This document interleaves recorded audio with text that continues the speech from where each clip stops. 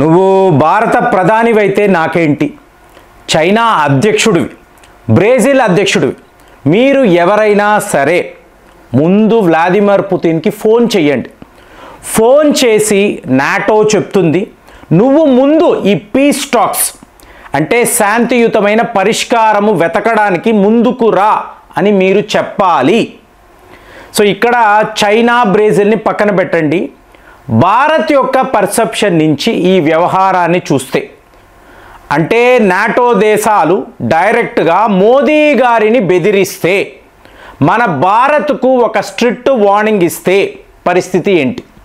So దీన్ని ఎలా చూడాలంటే ఇప్పుడు చూడండి, కామెడీ చిత్రాలు వస్తూ ఉంటాయి. ఇందులో ఒక కామెడీ హీరో ఉంటాడు. సో ఇప్పుడు ఈ డొనాల్డ్ ట్రంప్ గారు ఈ కామెడీ హీరో. అంటే ఈ నాటో దేశాలంతా కూడా మీకు అమెరికా అధ్యక్షుడు, అమెరికా దేశాన్ని నమ్ముకొనే ఉంటారంట. అందుకే ఇది కామెడీ సినిమా అంటున్నాను. సో ఇప్పుడు ఈ comedy hero Donald Trump, so నిన్న ఆయన మాట్లాడుతున్నారు. ఆ రోజు రాత్రి నా భార్యతో మాట్లాడుతున్నప్పుడు పుతిన్తో నాకు ఒక మంచి కాన్వర్సేషన్ ఉండింది. ఎంత బాగా మాట్లాడారో ఆయన అంటే చాలా సంతోషం వేసింది. సో చెప్పాను ఈ యుద్ధాన్ని ఆపేద్దాము, ఇక ఇలాంటి దాడులు వద్దు, సరేనా అంటే ఆయన కూడా ఓకేనండి తప్పకుండా ట్రంప్ గారు మీరు చెప్పారు కాబట్టి ఖచ్చితంగా ఈ యుద్ధాన్ని ఆపేద్దాము, నేను ఇక దాడులు కూడా చెయ్యను అని అన్నారు. ఐ వాజ్ సో హ్యాపీ అంటే ఆవిడ కూడా, ఈయన సతీమణి గారు ఓ గ్రేట్ చాలా బాగా జరిగిందే అని ఈవిడ కూడా, ఈయనంతా ఇంటర్నేషనల్ మీడియాకి ఆయన చెప్తున్నాడు. తరువాత రోజు చూస్తే యుక్రెయిన్ పైన ఇంతకుముందు ఎప్పుడూ చెయ్యని దాడులు పుతిన్ గారు చేశారు. ఇతను చాలా చాలా టఫ్ మనిషి. మీకు జో బైడెన్, మీకు బారక్ ఒబామా వీళ్ళు ఎవరో హ్యాండిల్ చేయలేకపోయారు, కానీ నేను హ్యాండిల్ చేస్తాను. పుతిన్ని నేను హ్యాండిల్ చేయగలను. ఏం చేసావురా హ్యాండిల్? ఫోన్లో మాట్లాడావు, ఆయన ఓకే అన్నాడు. నెక్స్ట్ డే యుక్రెయిన్పై భీకరమైన దాడులు చేశాడు. దీనిని ఈయన హ్యాండిల్ చేసినట్టుగా అంటే నాకు డౌట్ ఇతను మెంటల్గా అన్ఫిట్ అని అనిపిస్తుంది. ఎన్నోసార్లు అంటున్నాం, ఇవాళ కూడా అదే మాట్లాడాలి. హీస్ మెంటలీ అన్ఫిట్ అండి. ఏదో ఒక రకంగా అమెరికా అధ్యక్షుడు అయిపోయాడు. ఇది ఎందుకు ఇలా అంటున్నానంటే పుతిన్ వ్యవహారాన్ని అలా ఉంచండి. నెక్స్ట్ డే మీకు జెలెన్స్కీకి ఫోన్ చేస్తున్నాడు. చూడండి వరస పెట్టి ఫోన్లు.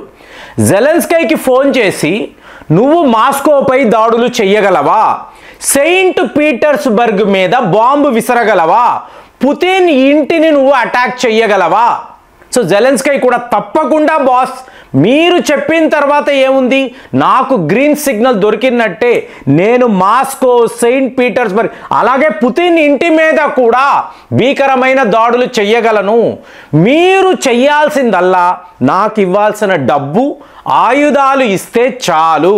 సో జెలెన్స్కీ ఇలా అనిన వెంటనే ఓకే గుడ్ గుడ్ గుడ్ అని అన్నారు. తరువాత రోజు మళ్ళీ ఫోన్ చేస్తున్నాడు, నువ్వు అడిగిన ఆయుధాలంతా పంపిస్తున్నాను కానీ రష్యా మీద మాత్రం దాడులు చెయ్యకు.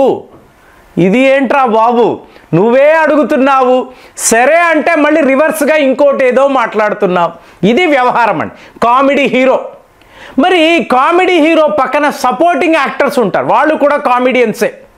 సో ఇందులో నాటో చీఫ్, సో ఇతను ఒక డాక్యుమెంట్ చేతిలో పట్టుకొని ఇంటర్నేషనల్ మీడియాతో నేను భారత ప్రధాని మోదీని హెచ్చరిస్తున్నాను, చైనా అధ్యక్షుడిని హెచ్చరిస్తున్నాను, బ్రెజిల్ ప్రెసిడెంట్ జాగ్రత్త, మీరు ముందు పుతిన్కి ఫోన్ చేయండి, మాట్లాడండి, మాట్లాడి మర్యాదగా యుద్ధాన్ని ఆపుతావా లేదా అడగండి, మీరు ఎందుకు అడగరు?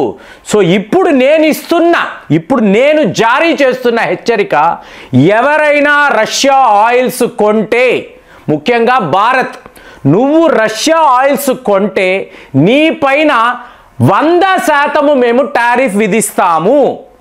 సో మీకు షాంఘాయ్ కోఆపరేషన్ ఆర్గనైజేషన్లో రష్యా యొక్క ఫారిన్ మంత్రి సెర్గే లావ్రోవ్ ఆయన ఇవన్నీ చూశారు. ఎందుకంటే జయశంకర్ గారు కూడా ఇద్దరు క్లోజ్ ఫ్రెండ్స్ కదా.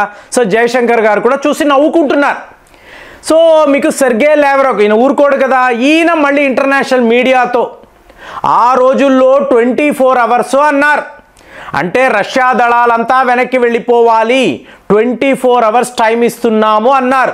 ఓకే, తరువాత మీకు 100 రోజులు అన్నారు, 3 నెలల పాటు మీకు గడువు ఇస్తున్నాము, రష్యా యుద్ధం నుంచి వెనక్కి వెళ్ళిపో అన్నారు. ఇవాళ డొనాల్డ్ ట్రంప్ గారు 50 రోజులు ఇలా అంటూనే ఉంటారా? జరిగిపోయింది కదా. ఏ రోజు రష్యాపై ఇన్ని శాంక్షన్స్ ఎవరు విధించలేదు. సో మీరందరూ కలిసికట్టుగా శాంక్షన్స్ విధించారు. అయినా కూడా ఇవాళ ఎస్సీఓ మీటింగ్లో ఉన్నాము. మా వ్యాపారాలుగానే ఉన్నాయి. మా జీడిపి గణనీయంగా పెరుగుతూనే ఉన్నాయి. మరి నాటో దేశాలు మీరేమైపోయారు? ఒక్కసారి ఆలోచించండిరా. మీరా మమ్మల్ని బెదిరించేది?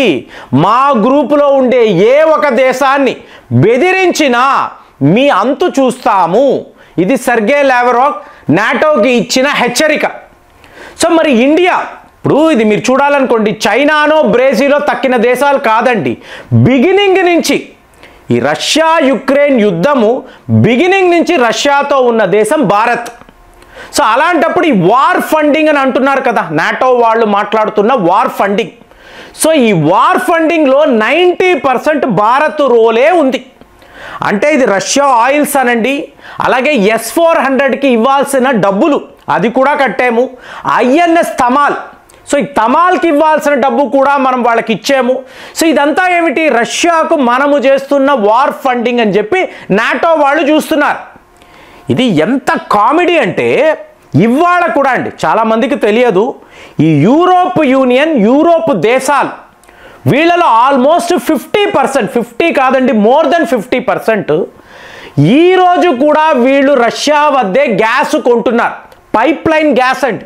మీరు ఒక ఆస్ట్రియా అనండి, ఇంకా జర్మనీ ఇలాంటి దేశాలు, సో వీళ్ళందరికీ కూడా రష్యా పైప్ లైన్ గ్యాస్ అనేది వస్తూనే ఉంది. కానీ వీళ్ళు ఏం మాట్లాడతారు? మేము రష్యా దగ్గర కొంటే ఏ ప్రాబ్లం లేదు, మా అవసరాలు మేము కొంటాం. కానీ అదే భారత్ చేసిందా మేము ఒప్పుకోం. ఎందుకు? మీరు ఆయిల్స్ కొంటున్నారు అంటే వీడేమో గ్యాస్ కొంటున్నాడు, ఓకే. మీరు ఆయిల్స్ కొంటున్నారు కాబట్టి నాట్ ఓకే.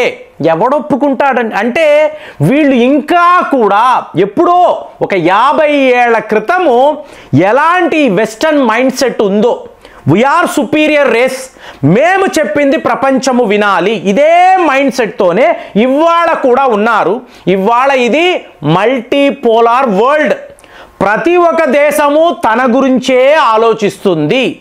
మోదీ గారిని అడిగితే ఇండియా ఫస్ట్, నా టాప్ ప్రయారిటీ నా దేశము. పుతిన్ గారిని అడగండి, రష్యా ఫస్ట్, నా దేశము కోసం ఎంత దూరమైనా వెళతాము. అలాంటి ప్రపంచంలో ఇంకా నాటో దళాలు, నాటో దేశాలు, వెస్టర్న్ కంట్రీస్, మాది పూల తోట, మీదంతా అడవి, అక్కడ క్రూర మృగాలు ఉంటాయి కాబట్టి మేము చెప్తున్నట్టు వినండి, సివిలైజ్డ్గా ఉండి ఇంకా ఇదే మాట్లాడుతుంటే ఎవడండి వింటాడు?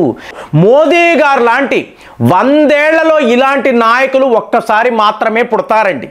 ఆ రోజుల్లో మనం సర్దార్ వల్లభాయ్ పటేల్ అన్నాము, తరువాత మోదీ గారే. సో ఇలాంటి నాయకుల ముందు మీరు ఇలాంటి బెదిరింపులు అన్నప్పుడు ఎవడండి వింటాడు? ఈ వెస్టర్న్ కంట్రీస్ నాటోల్ ఈ బెదిరింపులను చూసి మీకు ఒక వ్లాదిమిర్ పుతినో నరేంద్ర మోదీయో వణికిపోతారా? భయపడిపోతారా? అలాగేరా బాబు నువ్వు చెప్పినట్టే వింటామని చెప్పి మనం ఏమైనా దండం పెడతామా? పోరాటం. సో ఇప్పుడు ఈ నాటో బాస్ మీ మీద 100% టారిఫ్ అయ్యింది కదా, ఇవన్నీ చెప్పారు కదా. డొనాల్డ్ ట్రంప్ రావడము ఇదే కదా మొదలు పెట్టాడు. మనమేనా భయపడ్డామా? మనము సంతకాలే పెట్టకుండా అమెరికా నుంచి వచ్చాము, సంతకాలే పెట్టకుండా SCO నుంచి మన డిఫెన్స్ మంత్రి రాజ్నాథ్ సింగ్ గారు నాకు అనువుగా ఉంటేనే, నా దేశానికి మేలు అంటేనే ఇందులో సంతకం పెడతాను, అంతేగాని మీరు చెప్పే విషయాలన్నీ మా ముందు అసలు ఉండదు. కాబట్టి ఇలాంటి కళ్ళబొల్లి కబుర్లు, ఇలాంటి పిచ్చి పిచ్చి బెదిరింపులు ఇవన్నీ భారత్తో కాదు, రష్యాతో అయితే అసలే కాదు. వాళ్ళు క్లియర్గా చెప్తున్నారు, ఇలా మీరు ఎన్నో చేశారు, మేము హాయిగా ఉన్నాము, మా టర్మ్స్లోకి మీరు వస్తే మీకు మంచిది, వస్తారా రారా, ఇది ట్రంప్ అయినా నాటో అయినా ఎవడైనా సరే మా టర్మ్స్లోకి వచ్చి మాట్లాడండి అని చెప్తున్నారు. సో ఇలాంటి కామెడీ హీరోస్ ఉన్నప్పుడు ఈ ప్రపంచము ఎలా ఉంటుంది ఆలోచించి కామెంట్స్లో రాయండి. మళ్ళీ వచ్చే వీడియోలో కలుద్దాం. జై హింద్.